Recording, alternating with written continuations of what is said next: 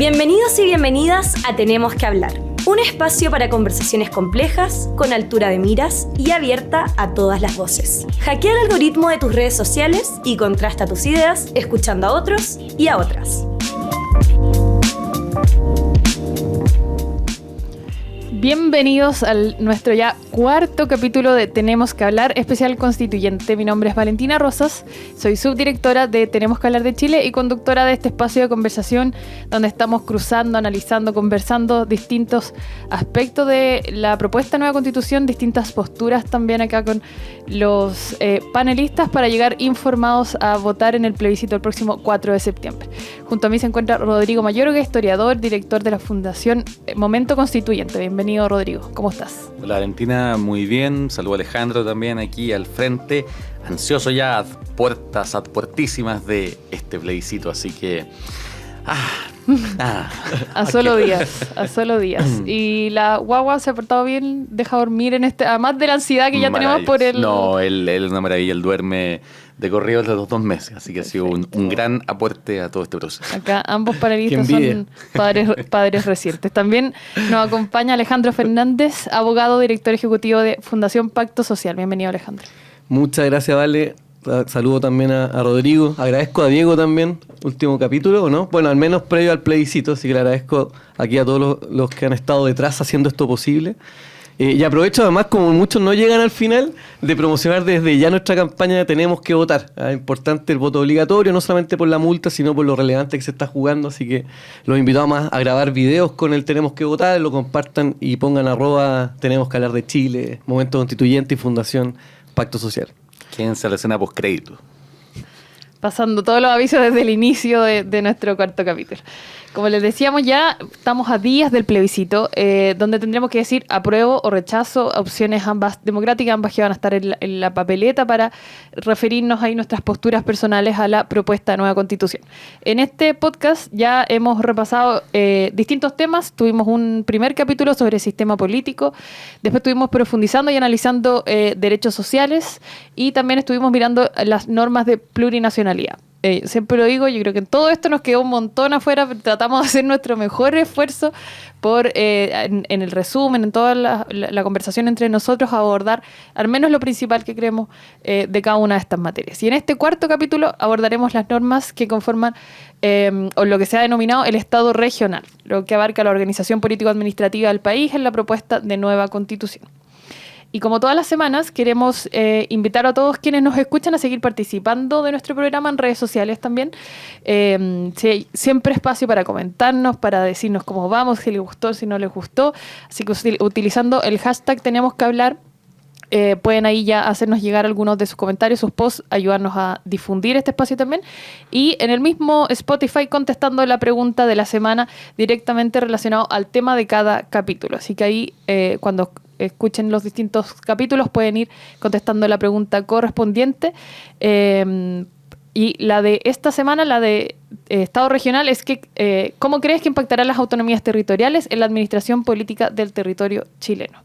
No hay que ser experto, no es que uno tenga, incluso los indecisos, uno también puede decir, me gusta todo esto de la propuesta de la Constitución, pero esto no, justo tengo duda en Estado regional, y aquí estamos para contestar o orientar, o puede ser al revés, esto es lo que más le gusta, es un texto complejo donde hay muchas cosas para analizar, y aquí con nuestra entretenida conversación esperamos orientar al menos en este capítulo sobre Estado regional. ¿Qué te preocupa y qué te tranquiliza de la propuesta de la nueva Constitución? ¿Todavía no decides tu voto? Envía hola al +569 9967 8221 y aclara tus dudas con el Constitubot, el chatbot de WhatsApp de Tenemos que hablar de Chile.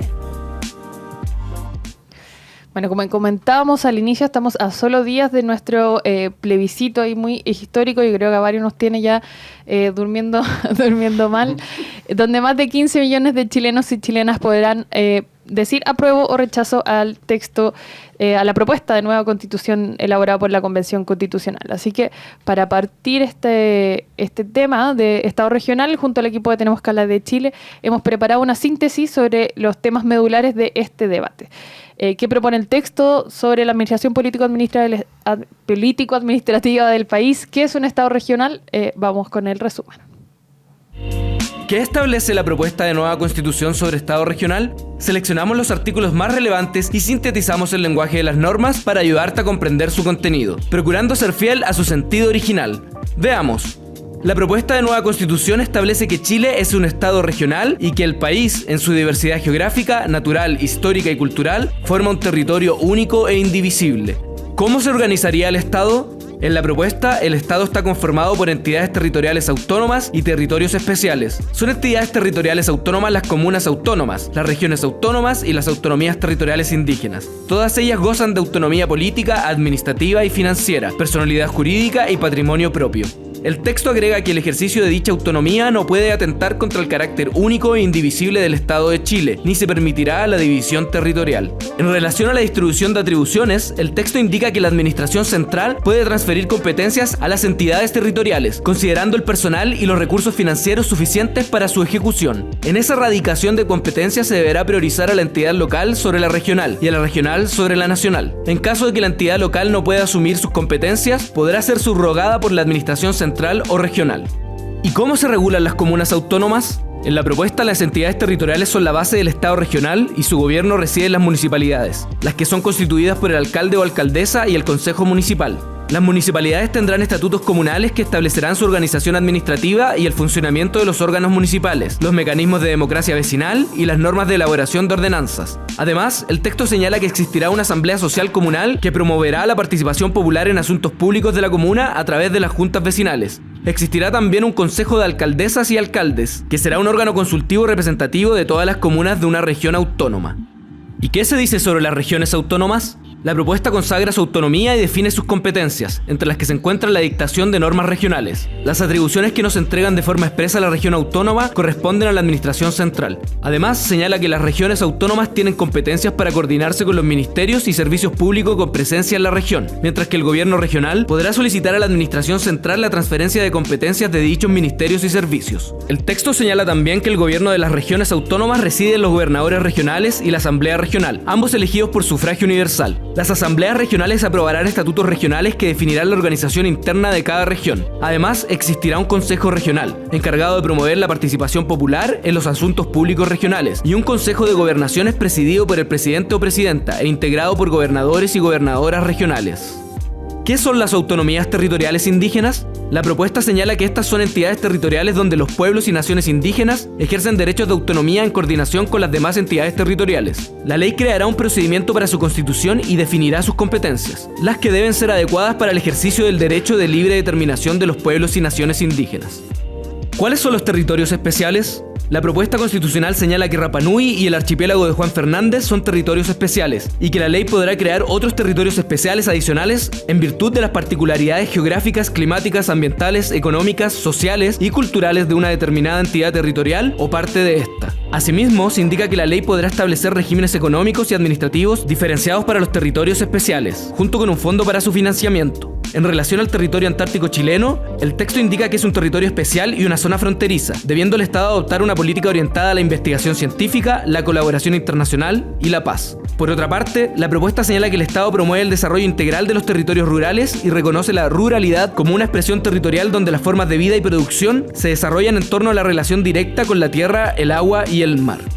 ¿Existen normas que regulen la autonomía fiscal de las entidades territoriales? Así es. Se señala que la actividad financiera se realizará coordinadamente entre las entidades territoriales, el Estado y las autoridades competentes. La autonomía financiera se ajustará a los principios de suficiencia, coordinación, equilibrio presupuestario, solidaridad y compensación interterritorial, sostenibilidad, responsabilidad y eficiencia económica. Se autoriza a los gobiernos regionales y locales a crear y participar en empresas públicas territoriales, previa autorización por ley general o especial. Asimismo, se permite a los gobiernos regionales y locales la emisión de deuda en conformidad a una ley general o especial que deberá establecer, entre otras regulaciones, la prohibición de destinar fondos de deuda al gasto corriente, la prohibición de garantías del fisco, el establecimiento de límites máximos de endeudamiento y la existencia de restricciones en periodos electorales.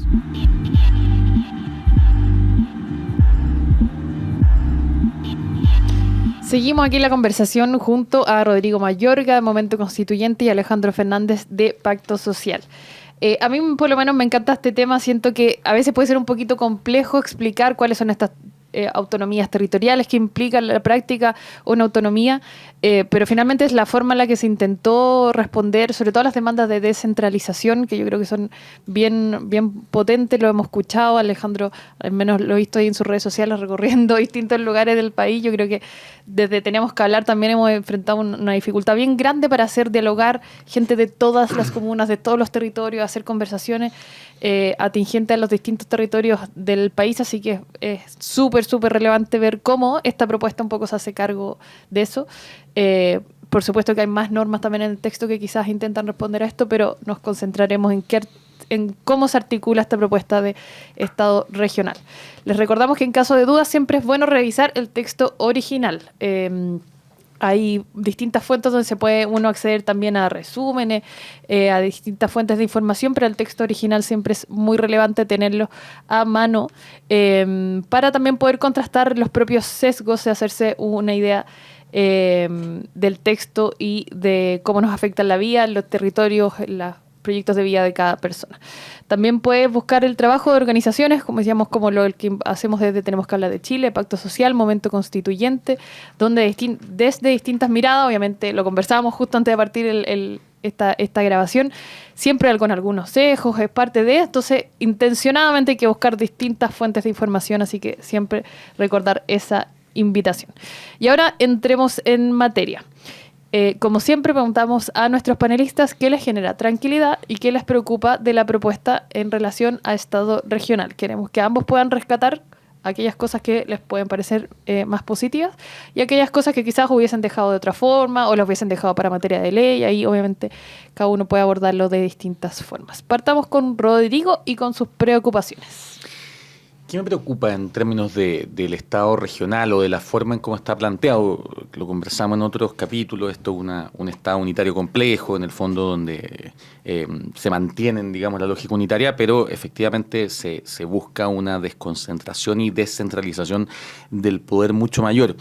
No sé si lo que voy a decir que me preocupa es de la propuesta, tiene algo que ver con la propuesta también, pero en el fondo tiene que ver con el gran desafío de fondo, que es justamente que en la medida que tú descentralizas y tenemos más figuras de poder y más espacios de poder, obviamente el costo de eso tiene que ver con la posibilidad del siempre mayor conflicto de poder que se da. Obviamente eso es algo que va con todo sistema democrático. Un sistema donde hay un rey no va a tener ningún conflicto de poder, mientras más lo vayamos democratizando vamos a tener eso.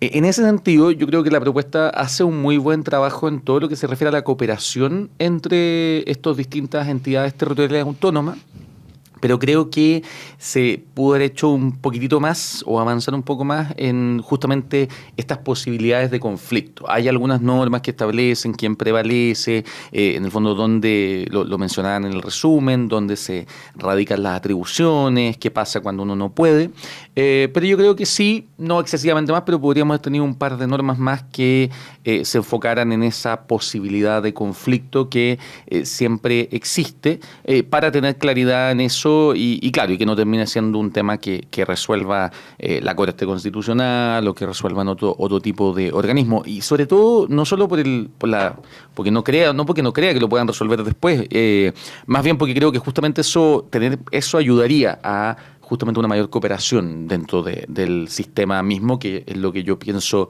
se está buscando acá. ¿Y algo de eso lo viste durante el debate, pero finalmente no quedó? ¿O? No, yo diría que no que yo recuerde, pues Alejandro dice, se acordará de alguna que pueda haber salido, yo creo que no, tiene que ver quizás con que las normas son bien generales en términos de atribución. O sea, por eso digo que yo no sé tampoco hasta qué punto este es una preocupación, dado que es el concepto de la propuesta misma, o es una preocupación de evidentemente avanzar hacia un sistema que es más descentralizado, con lo que yo estoy totalmente de acuerdo y creo que tenemos que hacer. Pero es súper importante tener muy claro este tipo de cosas porque también por los temas de expectativa, porque después nos podemos encontrar lo hemos visto hoy día con los gobernadores y los delegados presidenciales, que han habido conflictos muchas veces. Yo soy pro que los gobernadores estén, me parece fundamental. Pero es bueno tenerlo claro para efectos de los desafíos que va a implicar la implementación, en caso de ser aprobado, de este texto. Muchas gracias, Rodrigo. Alejandro, con tus preocupaciones, al menos... ¿Preocupaciones? Ya. Preocupaciones del Después texto. nos vamos a que Las de tranquilice. la vida las dejamos aparte. Las del texto. Lo que me preocupa, a ver, bueno, comparto bastante lo que decía Rodrigo.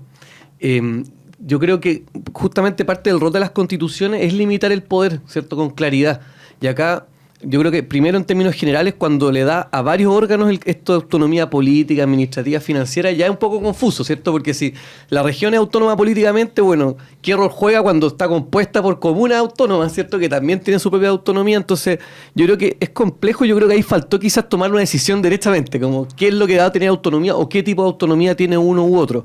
Y lo mismo pasa con las atribuciones. Obviamente muchas cosas quedan para la ley, pero muchas quedaron ahí y se repiten.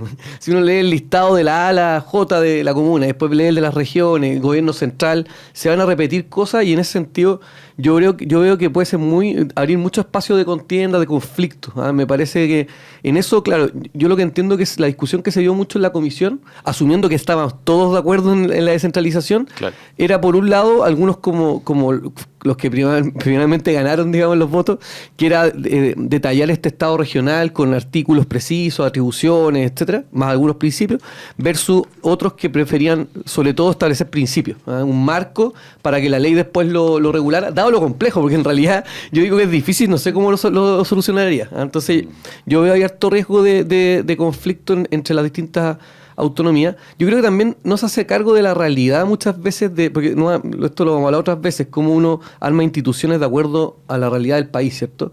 Y en esto, si bien también hay mucho consenso de la importancia de lo local, ¿cierto? Que finalmente el Estado que se vincula día a día con las personas directamente, los municipios tienen muchos problemas. No creo que en eso ni siquiera hay que contar mucho. San Ramón, bueno, ¿para qué decir?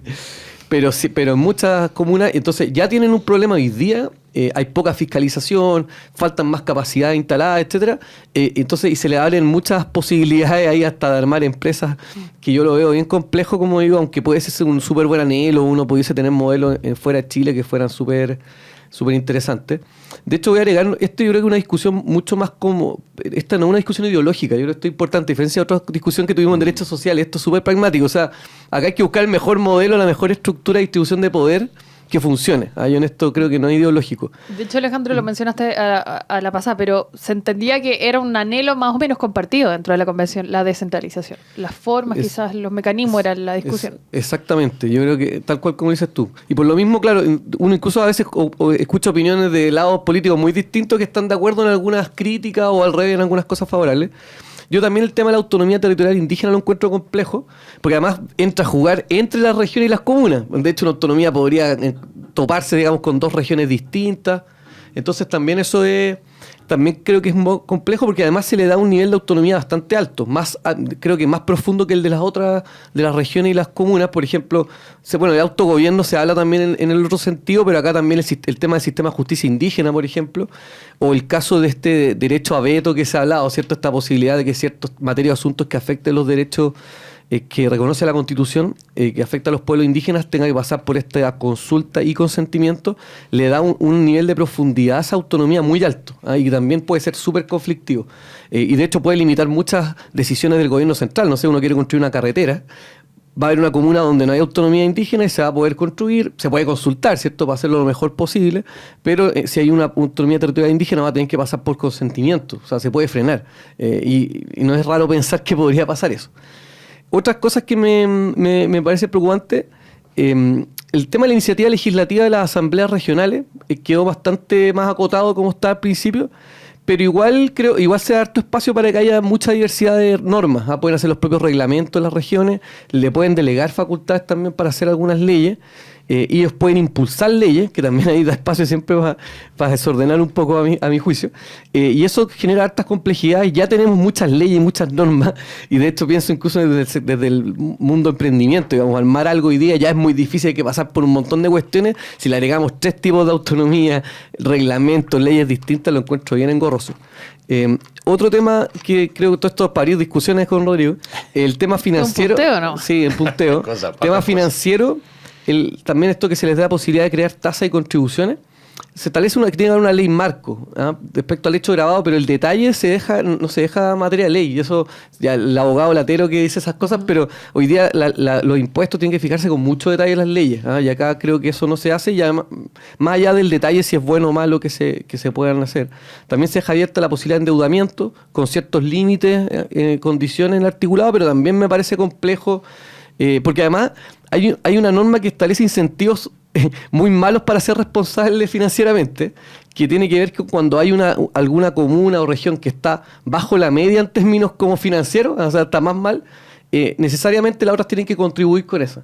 Obviamente uno entiende que hay un tema de solidaridad con las comunas o regiones más pobres, ¿cierto? Pero es distinto esto, o sea, podría haber una región, un gobernador regional muy responsable que se endeuda, gasta mucho, y al final de año dice, bueno, no importa, total, las que lo hicieron mejor me van a tener que compensar. Entonces ahí también hay un tema complejo. Dos cosas más nomás. Uno, se sigue profundizando el tema de atomizar las regiones.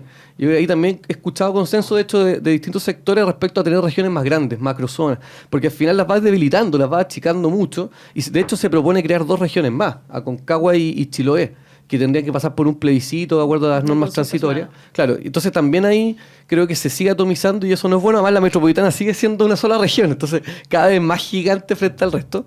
Y lo último, que no tiene que ver con las normas propiamente de ese capítulo, sino con el tema del sistema político, es que se dice que se fortalece las regiones, pero por ejemplo la Cámara de las Regiones, que es la que propiamente representa, ¿cierto? Y que de hecho representa de forma equitativa a las regiones, tiene mucho menos atribuciones que el Congreso de Diputados. Entonces muchas leyes relevantes que son importantes para las regiones, por ejemplo un tema de seguridad, por dar un ejemplo cualquiera, o la ley de pensiones, etcétera, no pasarían por la Cámara de las Regiones. Entonces supuestamente le estamos dando más poder, pero al final el Congreso de Diputados tomaría esas decisiones, que estaría compuesto evidentemente por más personas de las regiones más grandes.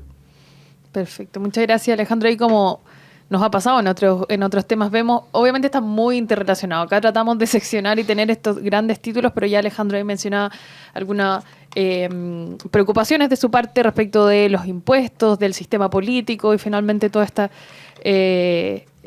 temas se van articulando unos con otros también, y por eso tratamos de ir pasando por estos distintos temas, pero entendiendo que están muy relacionados. Después de dejarlos bien preocupados, entonces pasamos a qué les tranquiliza. Rodrigo, si pudieras partir con qué te tranquiliza. Sí, me he mareado con tantos puntos acá brevemente, pero voy a partir quizás 2. Uno, hay un tema que me tranquiliza, bueno, yo diría 3 en realidad. El primero tiene que ver con esta idea de descentralización, y quizás esto lo podemos discutir después en las preguntas y todo, pero en el fondo la descentralización real, yo creo que aquí hay un tema de, efectivamente la autonomía supone la posibilidad de tomar decisiones propias, y en ese sentido creo yo que aquí se ha buscado un modelo en que eso pueda ser efectivo. Y primera cosa que a mí me deja tranquilo, en el sentido de que si no lo lograra, como hemos comentado, siendo una demanda muy transversal, lo que nos vamos a encontrar después, en caso sea aprobada, es que la demanda va a seguir presente. Ahí hay un primer tema que creo que es bien relevante. El segundo tema que me parece súper relevante y tiene que ver con el rol que cobran estos gobiernos y estas entidades territoriales en términos de participación ciudadana. Efectivamente, y esto es algo que también cruza otros temas que hemos visto. Una de las cosas que esta propuesta de Constitución tiene es que entiende la participación ciudadana de una forma mucho más amplia, una participación incidente y en algunos casos vinculante. Entonces, tenemos la posibilidad de referéndum en muchos temas, tenemos la posibilidad de participación en la creación de estas normas, de estos mecanismos, de estos estatutos regionales, para la toma de ciertas decisiones, en temas de leyes ambientales.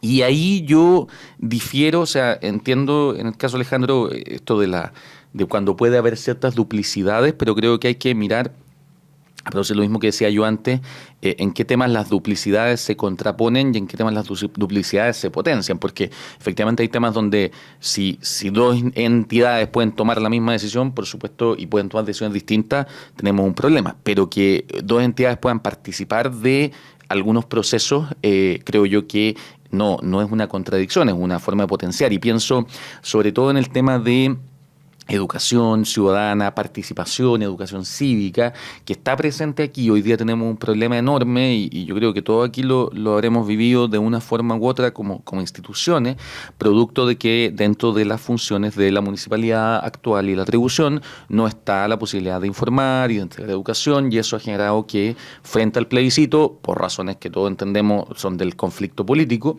pero que finalmente terminan resumiéndose en la Constitución, las municipalidades han estado un poco de manos atadas, producto del miedo o el peligro de que lo que hagan pueda ser entendido como intervencionismo. Y yo creo que aquí hay una opción por, efectivamente, en todo el texto, de que la participación esté presente y se entienda como un bien y se entienda como un valor en principio.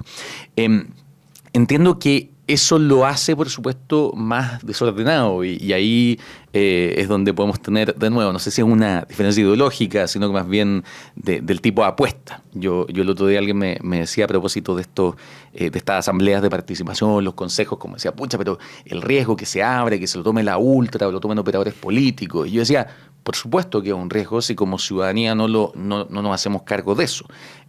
Pero no creo que la respuesta sea, ok, cerremos ese espacio porque se lo van a tomar. Y creo que ahí también un poco está, sí, varias de las críticas, por supuesto, creo que tienen que ver también con eso, con los riesgos entendidos como, bueno, la mirada respecto a cómo se podría hacer. Y lo otro que a mí también me tranquiliza, a pesar de que están las preocupaciones de Alejandro, tiene que ver con la existencia ya constitucional de mecanismos de solidaridad interterritorial. Tengo mis dudas ahí si el que pide prestado va a terminar teniendo que dar o no, porque como se mide por ingresos y otra cosa, pero entiendo el punto en el fondo a dónde va ahí de los incentivos. Ahora, de nuevo creo que claro, podemos caer en esa lógica de decir, esto es como el colegio, como cuando uno le decían, pero profe, es que usted hace eso, tal medida, el que es flojo y no hace nada se va a aprovechar, y es como, claro, por supuesto, pero entonces, ¿por qué voy a tomar una medida que al final puede perjudicar o puede cerrar espacio justamente pensando en eso? Creo que la idea de la solidaridad interterritorial es un elemento súper importante, sobre todo porque ayuda a entender porque esto es un Estado unitario complejo y no un Estado federal o más en la lógica federal, porque finalmente hay relaciones. Y ahí es donde decía mecanismos de cooperación que sean concretos y sean específicos, creo yo que son necesarios, porque el problema de la centralización o descentralización no radica únicamente en la toma de decisiones, es una parte muy importante, radica también en desequilibrios históricos que tienen que ver con la geografía, con el desarrollo de nuestra sociedad. Y siento que ese es un mecanismo que, de acuerdo con Alejandro, hay que tener mucho ojo, mucho cuidado, fiscalizar, hacer bien la pega, trabajarlo, pero a mí me tranquiliza como algo que me permite creer que podemos alcanzar una descentralización verdadera. Perfecto, muchas gracias, Rodrigo. Alejandro, tu turno, ¿con qué te tranquiliza? ¿Hay una lista tan larga como la...? No, me cuesta, le pongo empeño, pero en todo eso me va abriendo cierta... O sea, cuando escucho a Rodrigo, obviamente uno también va tomando puntos que quizás no lo tenía tan presente. Antes, solamente un par de temas que antes del tranquiliza. Primero, todo el debate que había sobre desmunicipalizar la educación, ¿cierto? Que es una cuestión que fue una gran demanda y que se está llevando a cabo. Igual me parece interesante lo que pasa acá, porque se puede generar como la tensión como al revés, como volver hacia las municipalidades porque se quiere priorizar el gobierno local. Entonces, ahí hay cosas como interesantes para discutir cómo se solucionan, y no tengo claro cuál es la mejor solución, de hecho. Nuevamente creo que hay que ser pragmático en esto. Y respecto a la solidaridad territorial que decías tú, yo estoy de acuerdo evidentemente con la solidaridad territorial, ¿cierto? No soy un mal neoliberal rechacista. Claro, aquí la plata que se quede en las comunas ricas, sino que yo creo que pueden haber otros mecanismos. Yo creo que, por ejemplo, tú puedes tener un fondo común y se distribuye, por ejemplo, respecto más bien a índices de vulnerabilidad, etcétera. O sea, tienes varias formas que puedes hacerlo, entonces esta hay que mirarla con atención. Ahora, siempre la ley obviamente puede corregir cosas. La participación ciudadana, yo estoy muy de acuerdo contigo. Hoy día algo existe a nivel municipal, pero no se usa casi nada, porque son exigencias bien altas. Entonces, porque evidentemente a nivel locales tienen mucho sentido. O sea, Claro. porque muchas veces son ejecución de recursos, cosas muy concretas, me parece que tiene todo el sentido. Muchas veces deciden desde Santiago que hay que poner un gimnasio en Aysén, siendo que lo necesitan en una sala de computación. Esa cuestión obviamente sería decidido localmente. Entonces yo ahí estoy muy de acuerdo, a diferencia de las políticas complejas que requieren deliberación, ¿cierto? Llegar a acuerdos y que requieren tiempo para estudiarlo, etcétera. Entonces yo ahí estoy súper de acuerdo con Rodrigo, salvo el tema del consentimiento y consulta indígena, que me parece que ahí como que es muy profunda, es muy distinto. Digamos. El tema también que me tranquiliza, el tema de las asambleas regionales. Yo no soy de los antifederalistas ni nada, porque hay gente como demasiado así como el Estado unitario tradicional y entonces no cambiamos nada. Pero claro, de repente haber pasado a esas asambleas como congresos chicos, ¿cierto? Sobre todo con esta atomización además de regiones, me parecía igual complejo, que hicieran leyes directamente, y eso se limitó bastante. Si bien queda la iniciativa o posibilidad de transferirle, al menos que no quedó tan pasado, digamos. Y creo también que hay buenos principios en el texto. De hecho, como digo, yo quizás uno se podría haber quedado en ese marco, como responsabilidad fiscal, eficiencia, eficacia, solidaridad, etcétera, que me parecen positivos y que pueden dar cierto lineamiento a la ley. Pero también, claro, muchas veces es cierto que el problema que se generó con las atribuciones se quiere resolver vía principio, que también es un tema complejo. O sea, tú dices, por ejemplo, autonomía financiera puede tender más bien al, comilla, egoísmo de las regiones, ¿cierto? Que se quede la plata acá y después ponemos principio de solidaridad, bueno, ya, apoyémonos. Te fijas que ahí hay harta tensión entre los principios, que no sé si logran hacerse cargo, pero al menos me parecen como correctos en ese sentido. Eso principalmente. Oye tú, ¿estás contra el tiempo y quieres informarte sobre la propuesta de la nueva Constitución? El equipo de Tenemos que hablar de Chile hizo un resumen de la propuesta final de nueva Constitución, con una selección de las principales normas propuestas por la Convención Constitucional. Visita www.tenemosquehablardechile.cl y encuéntralo en la sección Proceso Constituyente. Bueno, mucho ánimo de seguir dialogando acá, de seguir cuestionándonos mutuamente, encontrando esos puntos que... Además, acá estamos también hablando de implementación, de cosas que podrían pasar. Obviamente esto es una discusión que tiene que tener en cuenta algo de futurismo, pero que es necesario también para ver esos riesgos de la propuesta de nueva Constitución y poder hacernos cargo quizás mediante la conversación. Vamos ahora entonces con las preguntas cruzadas. Igual que en todos nuestros capítulos, queremos que también entre ustedes se puedan cuestionar o preguntar mutuamente, entendiendo que ninguno es vocero de ninguna campaña, pero ya claramente tienen sus posturas y le han dedicado harto tiempo, harta hora a leer y releer la propuesta de nueva Constitución. Así que, Alejandro, si puedes partir tú con tu pregunta a Rodrigo. Muy bien. Yo voy a seguir con el tema del financiamiento, que de verdad me parece interesante, porque esa norma que estamos hablando, que es el artículo 249, creo que es bueno para que la puedan revisar porque tiene varios puntos, habla sobre este tema que decíamos, cuando una región o comuna tiene menos recursos, la otra tiene que apoyar, ¿cierto? Perdón, ya tenemos antecedentes hoy día como en el fondo como municipal. Exacto, ¿no? que es distinto a la fórmula, pero claro, son mecanismos, pero en el caso de las autonomías territoriales indígenas no la incorporan esa norma. Y si en otra norma establece la obligación del Estado de darle financiamiento para que pueda ejercer su autonomía propiamente. Entonces, igual no sé cómo lo veis tú, Rodrigo, a mí me parece que puede ser igual un poco injusto, porque en el resto de las comunas y regiones tienen que ponerse, digamos, para apoyar a las que están más mal. En cambio, la autonomía territorial indígena no se le da esa obligación, pero sí se le asegura el financiamiento. No sé cómo lo veis, Rodrigo. Sí, estoy mirando dónde está cómo se asegura el financiamiento de la autonomía territorial indígena. No sé si puedo. ¿Verdad? ¿En qué artículo está específicamente? Para no, poder, lo voy a buscar, sí. Para poder estar seguro de la forma. Ahora, igual, mientras tanto, yo una primera cosa que pensaría es que, y esto yo creo que va a resonar con algunas conversaciones que tuvimos cuando hablamos de plurinacionalidad. Efectivamente, dentro de la autonomía territorial indígena vemos incluso el número de artículos que hay muchos temas que no fueron definidos o que quedaron sin definir, porque no dice abierto, en realidad más que abiertos que no están en la definición como tal. Por ejemplo, temas de atribuciones, por ejemplo. Ahora sabemos que las atribuciones son necesarias para que una entidad funcione y por lo tanto esto no implica que el día de mañana la autonomía puede hacer cualquier cosa. Todo lo contrario, va a tener que tener ciertas atribuciones concretas. Yo diría que aquí nos pasa algo parecido y quizás incluso más profundo que en el caso del pluralismo jurídico, que tiene que ver con cómo se fue construyendo eso y qué se pudo alcanzar consenso de 2/3 y en qué no se pudo alcanzar y terminó saliendo, que sabemos que muchas de las normas indígenas propuestas por los escaños terminaron así. Ahora, yo veo que ahí más que una suerte de... Encontré la norma, perdón. Ya, buenísima. 235. 235. Sí. Igual ayuda porque sí. Sí, porque no. Control F aquí ayuda a buscar las cuestiones. Ya que siempre recordamos ir al texto original, acá nuestros panelistas tienen el texto en mano, también siempre es bueno. Claro. Y como decíamos al principio, aquí ninguno es experto, le hemos dedicado, pero nadie se sabe las normas completas de memoria. Claro, aquí por ejemplo habla justamente de primero la ley que establece competencias exclusivas de las autonomías territoriales indígenas, o sea, ya está eso bajo la norma constitucional como tal y las compartidas con las demás entidades territoriales. O sea, primero ahí hay una especie de supremacía al momento legal de lo que se establece respecto al otro, y luego se habla sobre las competencias y el financiamiento necesarios para el adecuado ejercicio del derecho de libre determinación. Pero no se señala tampoco si ese financiamiento lo tiene que entregar el Estado o se tiene que hacer por medio de estos mecanismos. Nuevamente, yo creo que entramos más en una zona...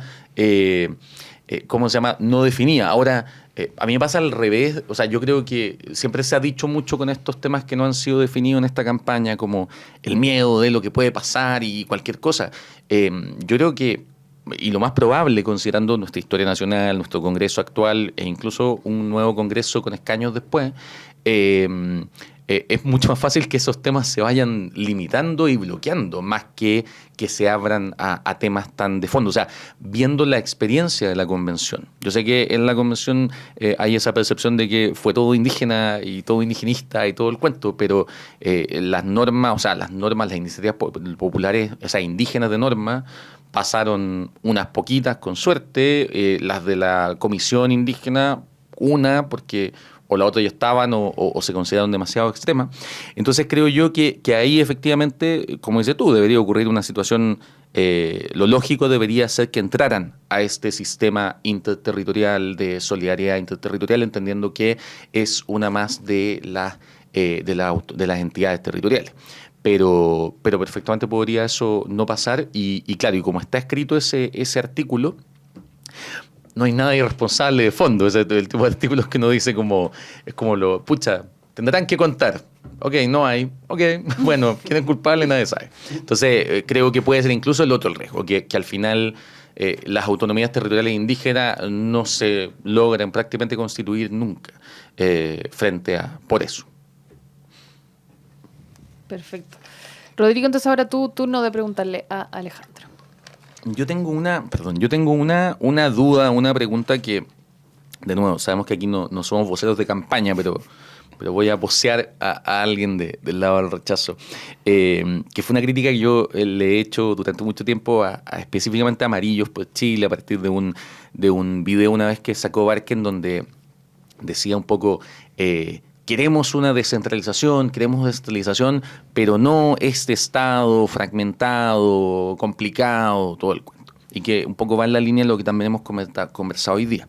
Ahora, y esto también se suma a estas críticas en torno al tema de la autonomía fiscal, de las empresas públicas, del tema del endeudamiento, en el fondo como abrir estas puertas que, como decía, pueden ser muy bien usadas, pero también obviamente toda puerta que se abre puede ser mal usada. Y mi duda está en que, o lo que yo decía en ese momento, es que hoy día tenemos una lógica descentralizada en términos de autoridades. Tenemos gobernadores regionales, a diferencia de los intendentes anteriores, tenemos alcaldes, tenemos alcaldesas. Lo que cambia aquí, en cierto sentido, tiene que ver con estos temas económicos que para mí son esenciales para que la autonomía sea real, porque poder decidir si no tengo los recursos se vuelve difícil. Entonces, ¿cuál sería una descentralización distinta? ¿Cómo desde la mirada más crítica a este modelo se podría plantear otra propuesta que efectivamente descentralizara? ¿O siempre que descentralicemos vamos a tener que enfrentarnos a este tipo de problemática? Sí, no, es muy buena pregunta y de hecho lo decía antes, como que es muy complejo y por eso creo que quizás trataron de resolver muchas cosas en el texto porque es muy difícil. Yo primero, claro, una cosa que les comenté antes, yo creo que deberían haber sido, o sea, se debería apostar más hacia las macroregiones. Eso sí es algo que me ha ido convenciendo de lo que he ido leyendo. Y en ese sentido, claro, es bien distinto a lo que queda plasmado acá. Creo que en general lo que decía antes también, deberían haber tomado una decisión en términos de ya, ¿dónde queda realmente la autonomía financiera y política?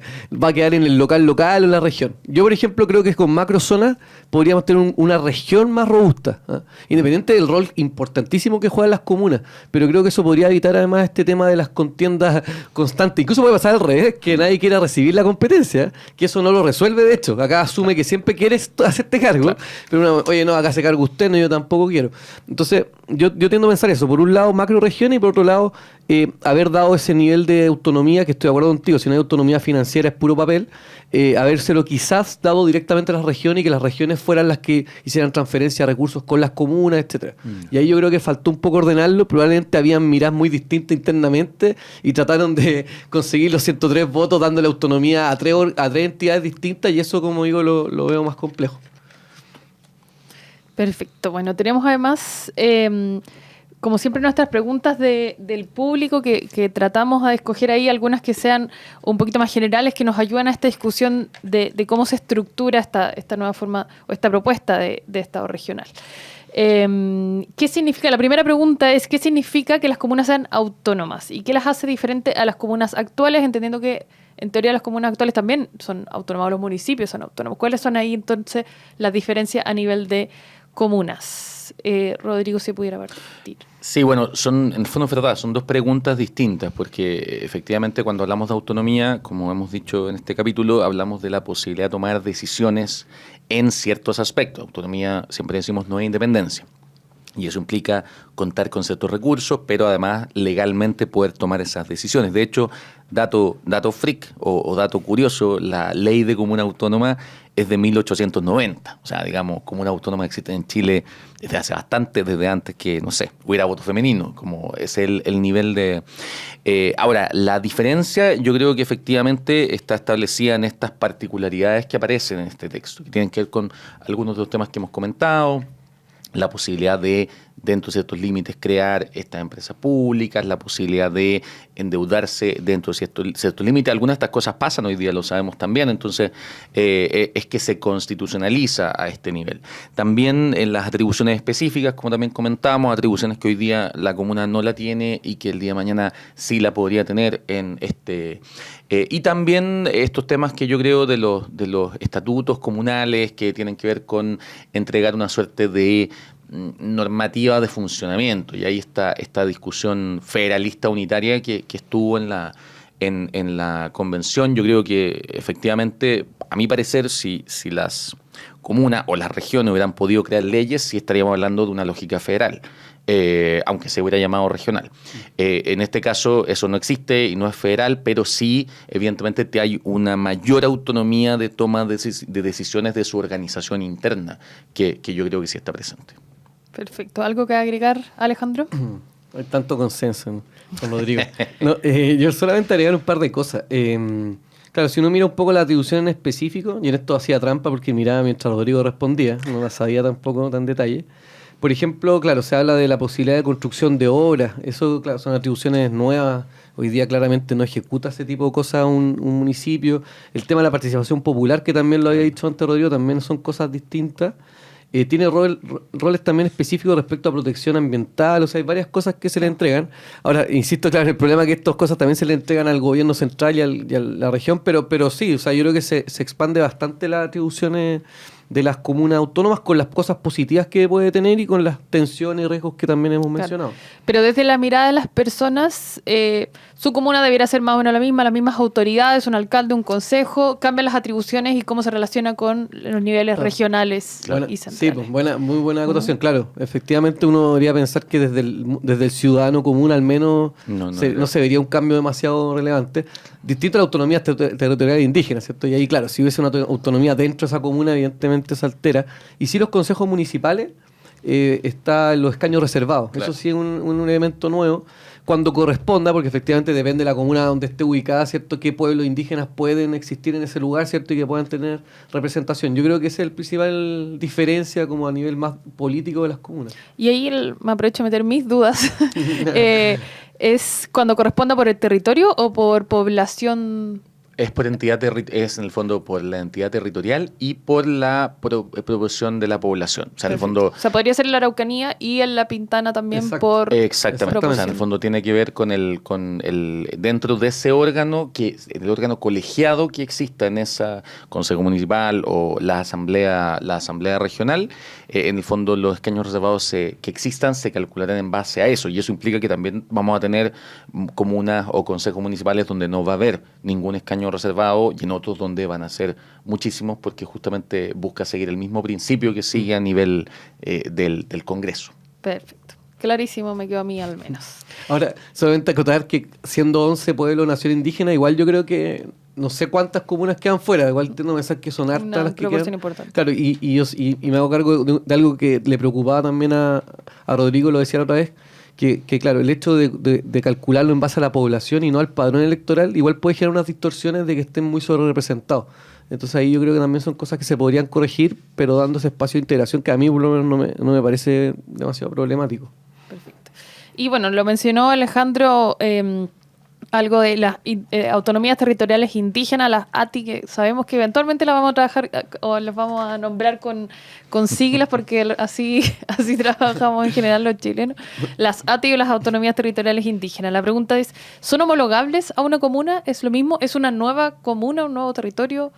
¿Cómo funciona ahí? Entiendo que la norma dice hartas de estas cosas se definirán en la ley y por lo tanto no tenemos todas las precisiones hoy día. No es que no las sepamos, es que pero ¿qué tenemos en la norma que nos dice sobre las ATIs o las autonomías territoriales indígenas? Bueno, ahora voy yo para que Rodrigo pueda ir revisando normas y me apoye después.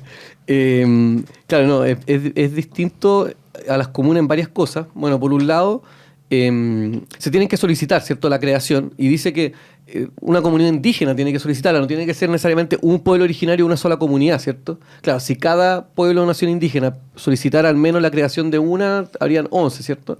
Pero el pueblo mapuche, por ejemplo, que sabemos que se organiza a través de comunidades, podrían ser obviamente muchas más, tiene que haber un procedimiento que regularía la ley, así que eso no sabemos tanto. Y sí, también lo que mencionaba respecto al tipo de autonomía, a mí me parece que es bastante más, digamos, más profundo que el de la autonomía de las comunas, que eso son partes obviamente discutibles, pero por ejemplo, como decía, el tema del consentimiento para muchas medidas que se tomen, eso es muy distinto al tipo de participación ciudadana que se considera en las comunas. El tema del sistema de justicia indígena, que de hecho no está limitado solamente a las autonomías territoriales indígenas, pero pensemos que se limitara solamente eso, también hay una diferencia relevante. Incluso la autoridad política también, no es lo mismo, la autoridad política puede cambiar. En las comunas sabemos que el alcalde de Arica Punta Arenas, en el caso del autogobierno en la autonomía territorial indígena, va a depender de cada cultura. Podría ser incluso un órgano colegiado, un consejo de ancianos, quizás Rapa Nui, o un paritario, todas esas características. Exactamente, o sea, todas esas figuras no sabríamos bien cómo estarían compuestas, va a depender de cada cultura, en el sentido, cada autonomía probablemente sería distinta a la otra, no habría algo como tan estandarizado como sí pasa con las comunas. Perfecto. Rodrigo. Sí, yo agregaría, claro, que en el fondo es lo que hemos venido conversando respecto al tema de lo que queda al futuro y que yo creo que puede terminar incluso jugando el sentido opuesto de lo que muchos han temido, porque efectivamente los temas son amplios. Específicamente, claro, hay un proceso de participación y consulta que permita crear un procedimiento oportuno, dice, eficiente y transparente para la constitución de las autonomías territoriales. Entonces, lo primero que no podemos decir a esta altura si esto está homologable a la comuna o es como independiente de la comuna, está dentro de la comuna, en eso no hay definición. Uno podría decir aquí el constituyente no llegó a una definición como tal. Ahora, sí, yo, como decía en el capítulo, es importante que señala que las competencias exclusivas se definen por ley, así como las compartidas, pero eso implica que si hay alguna competencia que ya es de la comuna según la Constitución o que es de la región, la ley no va a poder decir va a ser exclusiva de esto porque va a entrar en contradicción. Entonces, también yo creo que ahí hay algunos elementos que hacen, o entre comillas, que reducen. Y bueno, y el otro tema importante que yo creo que es lo que dice Alejandro respecto al tema de los tribunales y respecto al tema del famoso consentimiento, yo ahí no tengo, no sé si comparto la interpretación de que el consentimiento sea de las autonomías territoriales, como que la autonomía tenga que darlo como tal, o más bien es el consentimiento como parte de estos procesos de consulta a los pueblos cuando son afectados por decisiones de las entidades territoriales. Entonces, lo que diría en el fondo, lo que yo interpretaría, obviamente aquí sabemos que hay interpretaciones variadas y distintas, es que el consentimiento aplica con decisiones de entidades territoriales, por ende a nivel regional y comunal, no a nivel nacional, pero que aplica cuando esas decisiones afectan a pueblos y naciones indígenas dentro del territorio en el cual ejercen ese gobierno. Entonces creo que ahí más que decir que en el fondo creo que no habría una... No es como que la autonomía territorial sería la que tendría que dar el consentimiento, porque la autonomía territorial es una entidad territorial de acuerdo a este texto. Eso. Perfecto, muchas gracias a ambos. ¿Sabías que el voto para el plebiscito constitucional del 4 de septiembre es obligatorio? Encuentra toda la información oficial en www.cervel.cl y planifica tu día de votación. Sube tu video invitando a informarse y a votar usando el hashtag #TenemosQueVotar. Participa, no te quedes fuera de la decisión política más relevante que un país puede tomar. Perfecto, ya vamos casi terminando este capítulo sobre Estado regional, donde hemos abordado lo que podemos respecto de este tremendo tema, sabiendo que incluye un montón de cosas, que hay mucho también, como hablábamos, de implementación, que es bien relevante. Yo creo que cuando con las gobernaciones, los gobiernos regionales ya pasó ahora, y como qué edificio usaban, la intendencia, no sé qué, es parte de los cambios, y por eso también hay que conversar sobre la conversación más técnica, más teórica, cómo se puede implementar, y eso es un poco lo que hemos intentado hacer ahora. Pasamos a recordarles que también el voto, que estamos, como decíamos al inicio, a un par de días, es obligatorio en este plebiscito, así que hay que prepararse. Todas las mesas cambiaron, algunos locales de votación también, así que hay que revisar esas cosas prácticas, tan prácticas como saber dónde uno vota, para no andar ahí haciendo filas de más, pero también obviamente informándose de la propuesta de nueva constitución con las herramientas que generamos acá, las organizaciones que estamos acá presentes y muchas otras organizaciones que también han generado muchísima información valiosa. Y también para el día del plebiscito no se olviden de llevar su lápiz, su botella de agua, su mascarilla, alcohol gel y por supuesto el carnet de identidad. Alejandro, ¿algunas palabras que sumar ahí en esta invitación? Bueno, reitero el llamado a nuestra campaña Tenemos que Votar, ¿cierto? Independiente de la postura que cada uno tenga, es importante que participemos en este proceso histórico. Aprovecho, bueno, de cerrar al menos esta primera temporada, quizás hayan más, y agradecerle nuevamente. Ha sido, verdad, un gusto tener esta conversación con ustedes, con Rodrigo, contigo, Vale. Así que, de verdad, es necesario este espacio. A mí, por lo menos, me hace bien después de tantas tensiones y tantas acusaciones de mentiras, etcétera. Yo creo que es muy bueno tener este tipo de diálogo que muestra que se puede conversar y desde la diferencia. Así es, nosotros para los auditores llegamos y nos vamos igual en la misma buena onda, o mejor cuando terminamos el capítulo, a pesar de profundizar en las diferencias que tenemos en estas cosas que preocupan o que tranquilizan, haciéndose cuestionamiento cruzado, pero es parte de lo que queremos poner en este espacio. Rodrigo, tus palabras de cierre. Sí, yo me voy a repetir en muchas cosas con Alejandro, pero además creo que, además de invitar a todo el mundo a votar y a urgirlos a ir a votar ese día, creo que es fundamental la participación en momentos como este, siempre, pero en momentos como este más todavía. Y también un poco reconocer y valorar de nuevo este espacio, un poco aquí convocado originalmente porque tenemos que hablar de Chile, Momento Constituyente y Fundación Pacto Social, nos subimos ahí a la micro, porque creo que también refleja un poco algo que necesitamos, que tiene que ver, o sea, a ver, Alejandro va por el rechazo, yo voy por el apruebo, lo sabemos desde el día 1, lo hemos dicho acá y en ese sentido, de alguna forma, los dos estamos planteando nuestros puntos, entendiendo que la gente nos escucha y pueda concordar o no con ellos para efectos del voto. Creo que eso es parte de la vida política. Pero creo que la forma en que se ha intentado hacer, y ahí de nuevo tenemos que hablar de Chile, ha sido fundamental en esto y previamente, nos muestra algo que es fundamental y clave, que en el fondo, así como yo tengo miradas o puntos positivos, Alejandro tiene críticas, necesitamos incorporar ambos elementos a la discusión. Porque si el día de mañana gana el rechazo y hay un nuevo proceso constituyente o hay un nuevo camino que tomamos, estos puntos que encontramos que realmente sí es cierto que concordamos todos, va a ser necesario que los tengamos y que estén arriba de la mesa. Y si gana el apruebo y tenemos una nueva constitución, es necesario también que estas miradas críticas, las miradas críticas que no están tratando solo de intencionar un voto, lo que sea, se consideren no solo por un tema de implementación técnica, que es muy relevante, también por un tema de que el objetivo de una constitución siempre va a ser el pacto social de todos y de todas. Y obviamente en un momento de votación eso nunca va a ser así, porque siempre va a haber, a menos que sea un voto de un 100%, pero el camino posterior debe estar siempre pensado, a mi parecer, justamente para ir caminando a un cada vez mayor encuentro, que no implica no estar en desacuerdo, no implica que no exista conflicto, simplemente implica que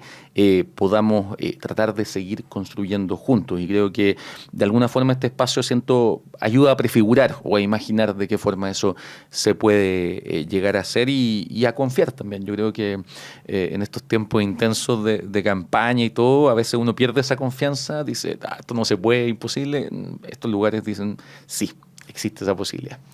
Muchas gracias, Rodrigo. Por mi parte, y estando solo un par de días del plebiscito, un llamado también a cuidar los espacios, a cuidar el lenguaje, a cuidar la democracia, a cuidar en el fondo cómo interactuamos también en las redes sociales ese día. Yo creo que lo nombré en el primer capítulo, soy cientista política, para mí los días de elección me fascinan, veo todo el día, todas las noticias de todos los chascarros, los que van a votar disfrazados, todas esas cosas, pero entendiendo que también hay que cuidar la salud mental, quizás para algunos sea más fácil no estar atento a las redes sociales y todo eso, pero también nosotros somos los que metemos esa información en las redes sociales, así que hacer un llamado también a cuestionarse ahí cómo interactuamos con otros, sobre todo cuando tienen opiniones distintas. Y a partir de la experiencia de Tenemos que hablar de Chile, quizá uno puede tener la intuición de que aislándome o no conversando con otros, me estoy cuidando más o estoy siendo menos polémico, pero desde la experiencia que tenemos que hablar, entre nuestras conversaciones eran más diversas, más rica es la conversación, mejor es el diálogo, mejor lo pasan los participantes en nuestros diálogos, así que quizás nos cuesta atrevernos, pero incluso ese día o los días después o los días previos al plebiscito, atreverse a conversar en un buen ánimo, de buena fe con alguien que sabemos que piensa, que vota distinto a nosotros, es una invitación a lo que los aliento mucho. Ojalá lo podamos buscar, entendiendo que son días que también a mucha gente le da ansiedad y que quizás lo podamos retrasar para un par de días después del plebiscito también. Pero un llamado a cuestionarse también el rol que tiene cada uno en el ambiente y en la calidad del debate público. Así que con eso cerramos nuestro cuarto capítulo del Tenemos que hablar podcast. Los dejamos muy invitados a seguir informándose y a seguir compartiendo este podcast, que estará disponible en Spotify, en YouTube, en la página web de Tenemos que hablar de Chile y en las redes de Momento Constituyente y Pacto Social, y comentando con el hashtag Tenemos que hablar, y también, como mencionábamos, el hashtag Tenemos que votar. Así que bueno, los invitamos, no nos cansamos de decirlo, a votar, a informarse, a ser parte de este momento histórico para la democracia del país. Muchas gracias y nos estaremos escuchando.